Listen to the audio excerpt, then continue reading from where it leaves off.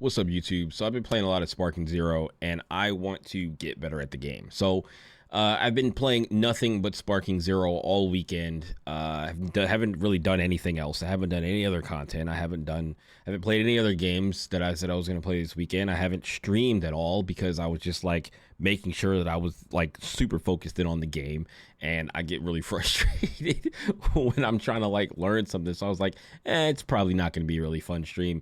So I'm going to wait until I get a little bit better at the game before I start streaming the game.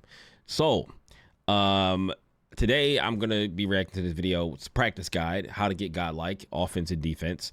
I watched one of his videos previously, and I figured that he would have some good stuff to say, and I want to see if I have been doing any of these things or been focusing on any of these things, and am I on the right track of thinking when it comes to this game?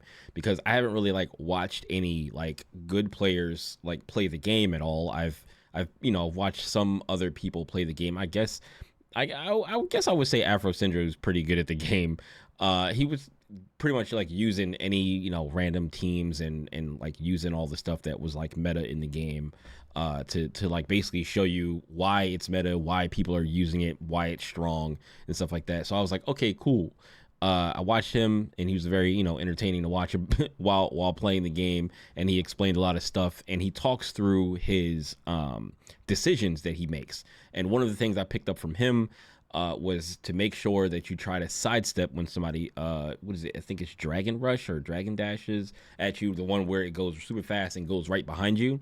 He said you want to make sure, basically, he didn't say to make sure to sidestep that, but every single time you saw him in this situation, he would always be like, let's get ready to sidestep, and then like he would sidestep their dash and then be able to punish them for it. So that's the stuff that I'm looking for. How do I punish all the different options in the game?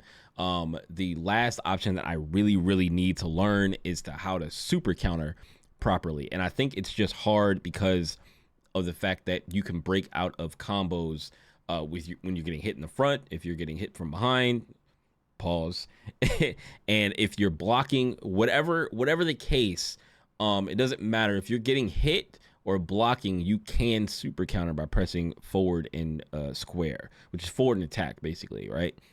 Basically like a parry or any type of parry to stop people from just mashing on you, but it's still hard to get. And this guy explained that there's probably like a 4-frame window for you to hit the button and release it to make the and when the attack will hit your character for you to get the super counter and knock them away, right? So like I think that's super important to be able to do, and if you can do it consistently, it will definitely help you win a lot of games, on top of being able to Z counter the vanish attacks and stuff like that.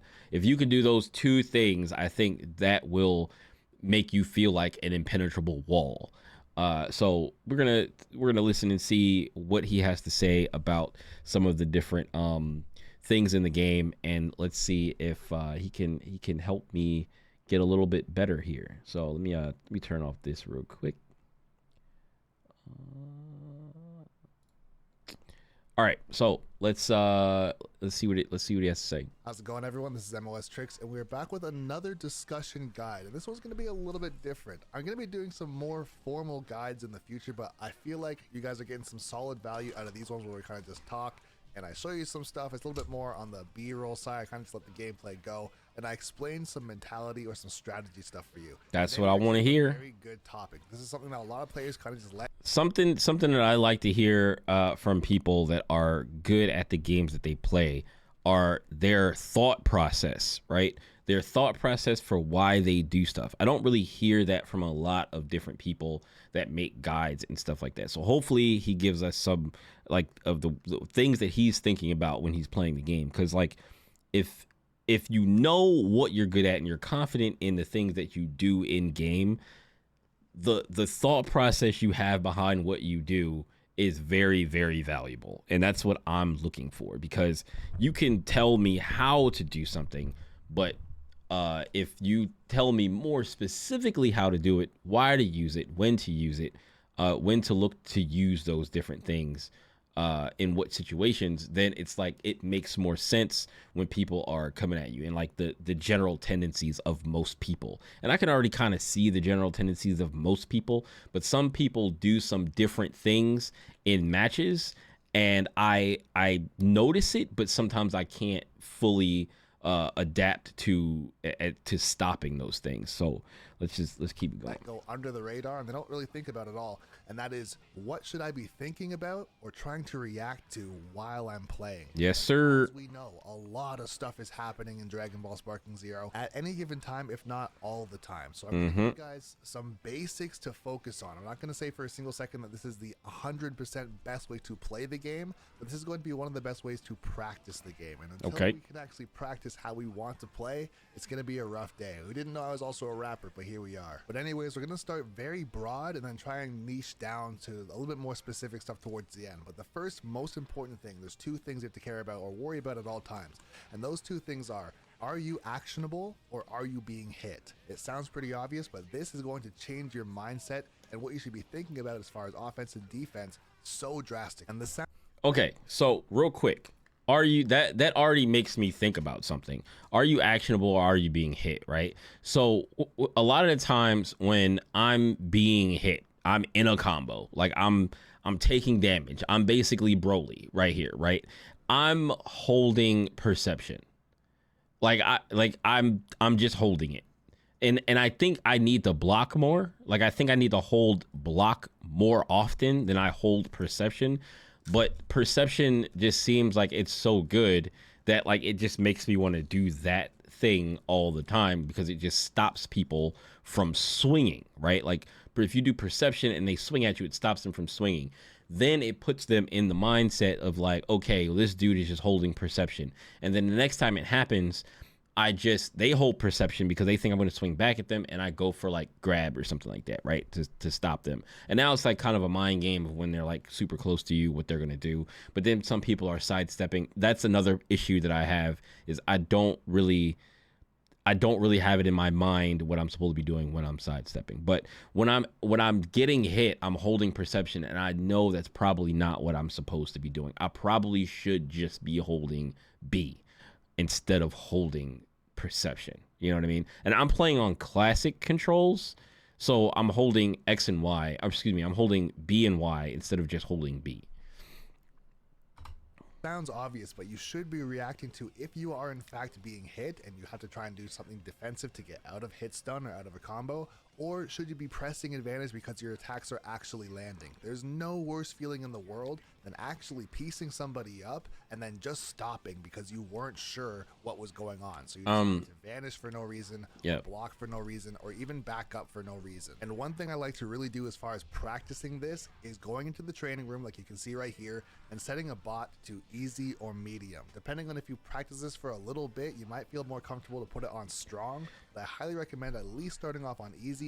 So I have been going into training mode, and not necessarily just fighting them, but I go into training mode and I start doing like specific trainings where it's like, okay, this character is going to do follow-ups, and I will just let them hit me and then try to do like the Z counter follow-ups. And I'm like, that's how I got better at doing it, to be able to see it more often, right? And then the other thing with like rush attacks and trying to practice the super counter, that's hard.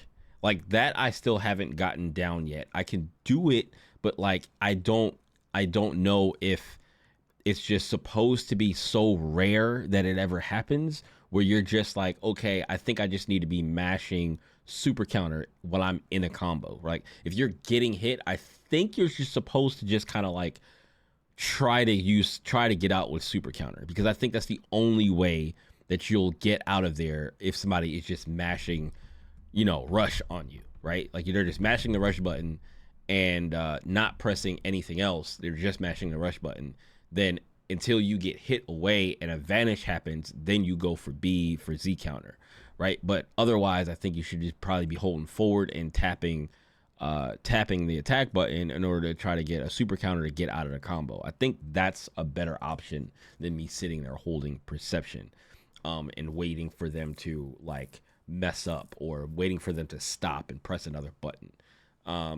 but yeah, like that the all these types of things you should definitely like do in training and try to work on it. But like I don't know if maybe playing against a strong opponent in this game, a strong computer in this game would actually make sense.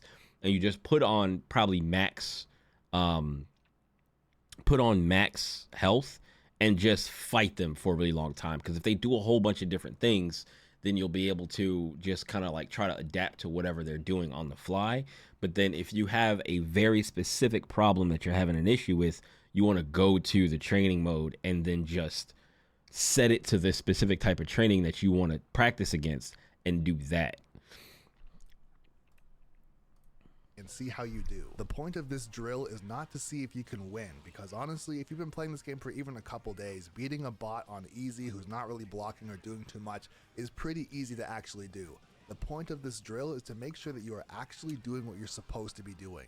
If they are hitting buttons on you, are you blocking? Are you aware of when you should be vanishing? If you actually hit them, are you hit confirming? If you're landing a lot of attacks on block, are you switching it up and going for a grab? These are the things you need to practice, and that will actually make you react way better in fights. Tip number 2 is to always have some sort of defensive option at the ready, something that you can react with at all times. You want to think of it like having that ace up your sleeve. Whenever things get a little bit crazy, you can just push this button and try to reset or get some space. For a lot of people, the go-to right now is using your vanish, and there's nothing wrong with that.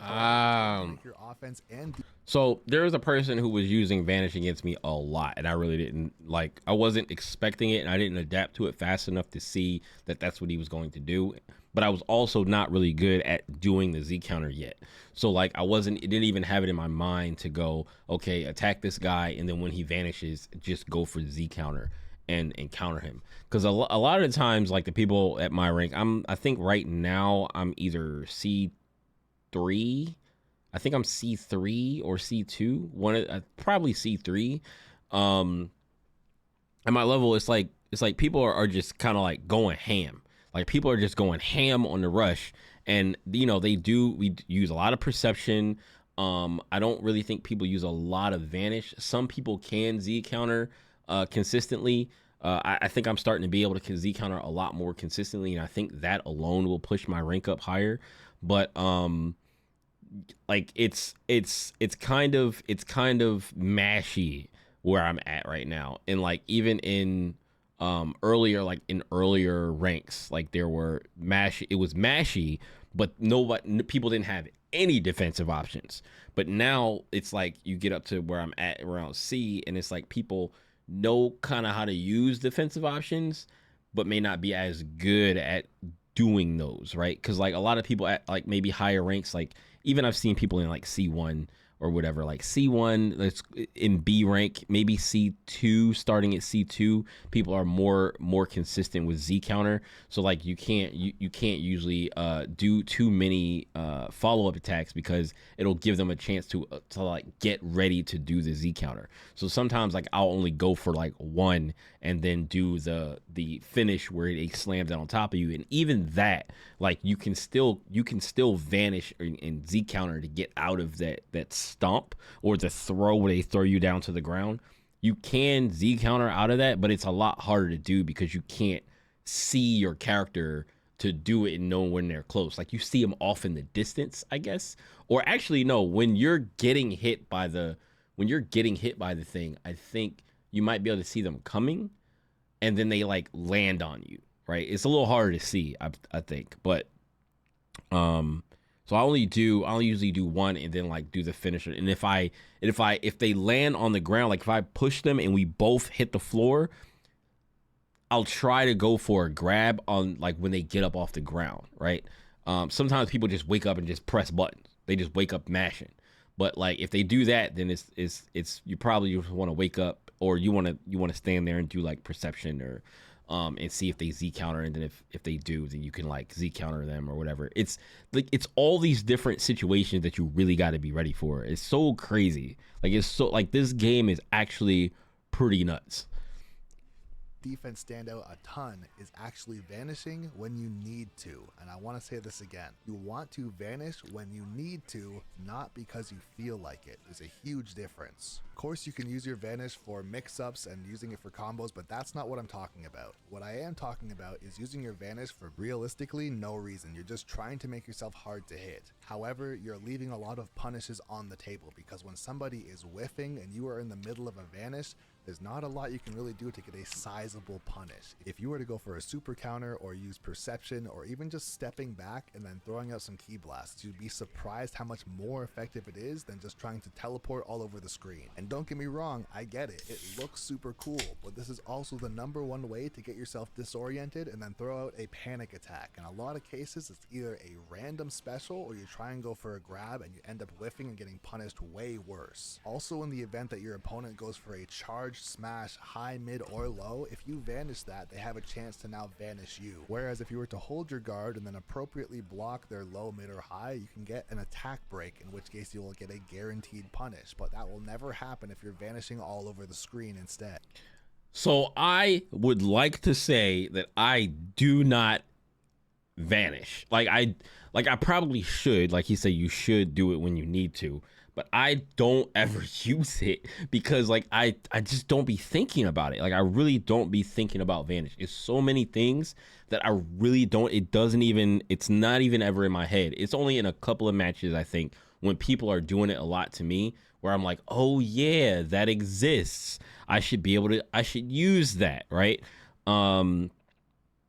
If I knew how to appropriately use vanishes, I definitely probably would use them a lot more and try to use them in situations where you're supposed to use them. But I don't know that yet. So hopefully he'll help with that. But there are some people that just do vanish a lot, and that's where I kind of fall apart, because it's like, oh crap, I should have vanished. Oh, he's behind me. Or they sidestep. Sidestepping is another huge thing that I need to get better at doing. Like I use sidestepping now because people do it against me and it works so well. So like I'm like, all right, I need to start using this now too, and I need to start getting better at doing it, because a lot of people just mash sidestep super hard. They do it every single chance they get, and it's like I need to just wait. Like sometimes when attacking people, I need to just wait for them to sidestep and then try to, like, I guess punish their sidestep or try to catch their sidestep or whatever. I need to do sidestepping better, and I need to be vanishing more and meaningfully. So of course, vanishes have their place in both offense and defense, but just don't get it twisted and think that vanishing is the best move in the game, because you can definitely do it too much. So what I suggest is to focus on blocking. Can you vanish without attacking? Vanish. Don't just vanish because you want to. If you've ever played Super Smash Bros. Before, I compare this heavily to teching. You don't just hit tech all the time while you're walking around. That's crazy, because I feel like teching would be a more difficult thing to do, right? Like teching in Smash is a little more difficult to do, because like you have to be, somebody has to hit you into something, right? And then you have to hit tech when you about to hit the ground or hit the wall or something, right? And this is like, I'm just gonna do it. Like I don't have to be getting hit. I don't have to be. I'm just gonna do it. And that makes it a little bit more like addictive to do, because like if something is strong in a game, there's more chance that people are just going to do that thing. And you should probably be using those things because they're strong, but you have to realize that the stronger something is, usually it has a really strong counter to it if the game is solid, right? So just like the mashing, like let's say for instance, if somebody goes into sparking, like when somebody goes into sparking and they just hit you, and now you're in this long combo that drains like a bar and a quarter or something like that before you pop out, and you're getting hit in the back. The only way out of that is probably super counter. So if you can get out of it consistently with super counter, then you'd be a lot better off when people are in sparking. Because when people go into sparking, I'm like, oh my God, I'm about to lose a bar of health. And if you're low on health, you might just be about to die if you don't defend correctly against it. Like, it's scary when you don't have the counter to it. And that's why a lot of people do it, because it's so much free damage. Like, vanishing is probably so much free damage for most people, because if people don't know how to deal with it, then they're going to just do it over and over again. The same thing with like after image strike with Vegito. I use Vegito, but I picked Vegito because I liked Vegito. I didn't even know about after image strike until I saw people talking about it, right? So like, I never used to go into super Vegito. I would be base Vegito, and I would just wait, and then I would just go into blue. Like, by the time I was thinking about, going Super Saiyan, I would already have 2 key gauge or 2 skill gauges and just go into blue. But now that I know that after image strike is so strong and that he has that in the first place, I'm like, oh well, it makes sense for me. I have one skill gauge. Let me go ahead and get right into super Vegito first, and then try to like use after image strike to either like take out a character or win. And then when I'm like low on health and I have no skill gauges, and I guess not low on health in 1 skill gauge, like I'm like, I don't know, I got a bar and a half left, maybe 2 bars of health left, and I'm on 1 skill gauge, I might as well go into blue. Like, I'll just go into blue and try to fight their last character with a stronger character, instead of waiting and hoping that I don't get my 2 life bars destroyed, and before I can get to 3 skill gauges to use after image strike again. Even though sometimes I do stay in super Vegito long enough to get after image strike at least 2 times, sometimes I can get it 3 times. But that's another thing. I don't understand fully the skill gauge. Like, I think I heard that it goes up faster if you're deflecting Kai blasts. But is there anything else that makes it go up faster than just waiting for it to go up? Because it feels like sometimes it's up faster than I expect it to be, and I have another after image strike, right? And I just use it, and I just go in, right? I don't know. Like, I need to find out. That's one thing I need to put on my list, to find out everything I need to know about the skill gauge, because I don't really completely understand how it works. I don't know if I completely understand how it works. All I know is that it goes up over time, maybe goes up faster by deflecting ki blasts, and that's pretty much all I know. And then I need it for doing skills that are blue, and for transformations. Like, that's pretty much it.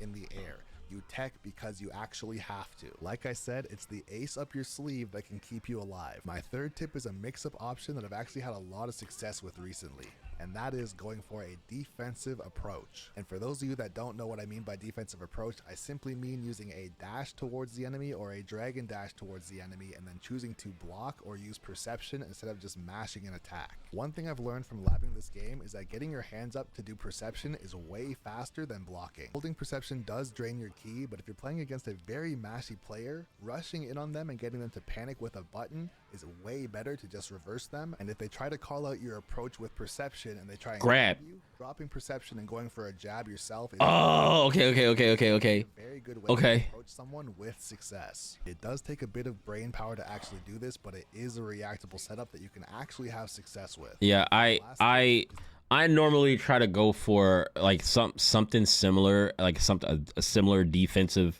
like I guess a defensive approach. I guess you would call it that, because like I'll do something where I'll use perception, and then like most of the time when you use perception, somebody else will try to use perception, and you'll see them do their little pose or whatever, right? And I catch myself mashing on it too sometimes, but I see them do their little pose, and I'm like, okay, they're gonna mash perception after I perception them.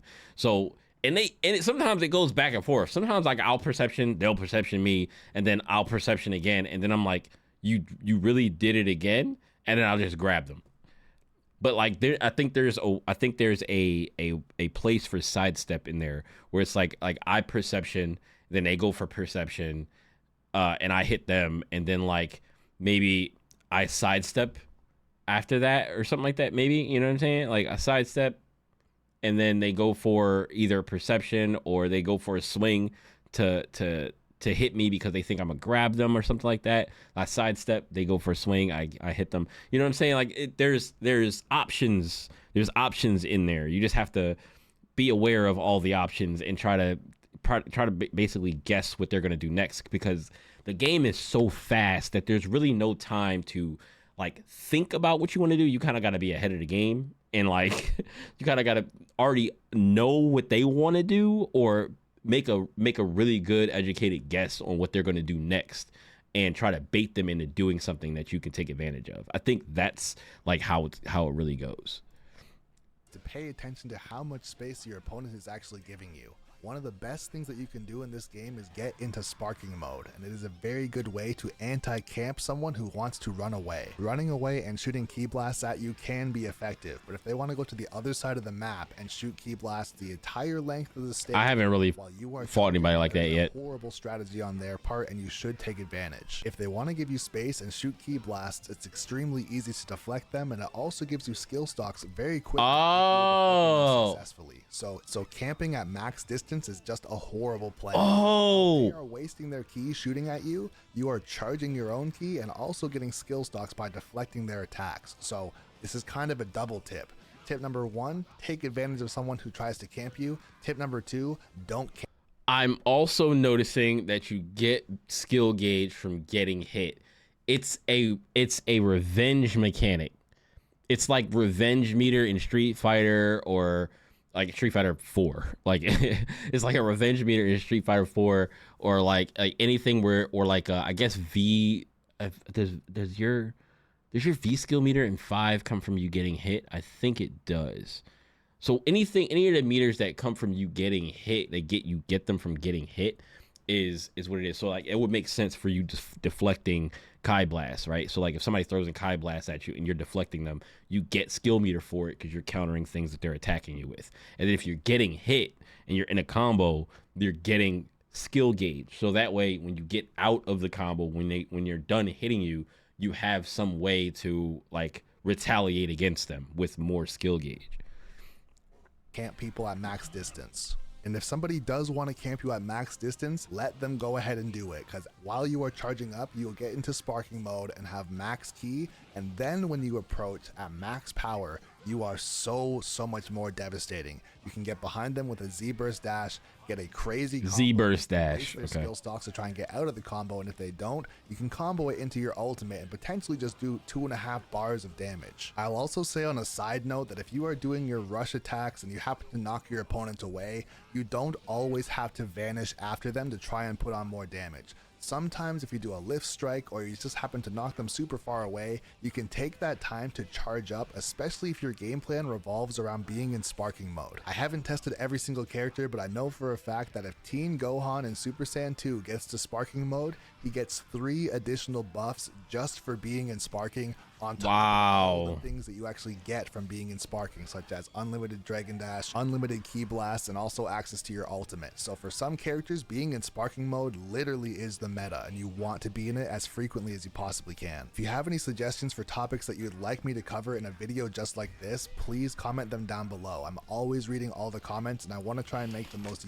useful, valuable content possible to help you guys progress in the game. And for anyone that doesn't know, I'm an esports coach that's been coaching fighting games and shooting games for the last 5 years. And if you were to go back on my channel, you would see hundreds of one-on-one coaching sessions. Definitely have a passion for teaching, and I'm labbing this game every single day to try and bring you guys the best strategies possible. So please, I think I'm going to subscribe to this guy. If somebody else leaves a super good question, make sure you like that so it's at the top of the list and I can make a video about it. Once again, this is MOS Tricks saying thanks for watching the video. Hopefully you learned something new, and have a good day. Okay. So I think I'm going to, hey. So I think I'm going to subscribe to this guy because he has a lot of valuable information, and it sounds like he knows what he's talking about. Sorry, I was going back to his thing so I could hit subscribe and hit the like button right there. And yeah, I'm definitely going to watch this guy. And if he is doing one-on-one coaching for Dragon Ball Sparking, I'm probably going to be back here watching his videos to learn how he's teaching other people to get better, and using those tips to improve my game. So yeah, man, definitely subscribe to MOS Tricks if you're interested in like learning this game. He's been probably the most informative in just 2 videos of everybody that I've been watching. Or not like everybody that I'm, because I haven't watched that many people, but like of videos that I've watched of Sparking Zero, it's been the most informative thing. So I did look up a couple of things. I think this guy sounds like he really knows what he's talking about. So definitely subscribe to him. So if you enjoyed this video, please subscribe to me, subscribe to him, hit the like button on me, hit the like button on him, and I'll catch you guys in the next video. Thank you very much for watching. All right, peace.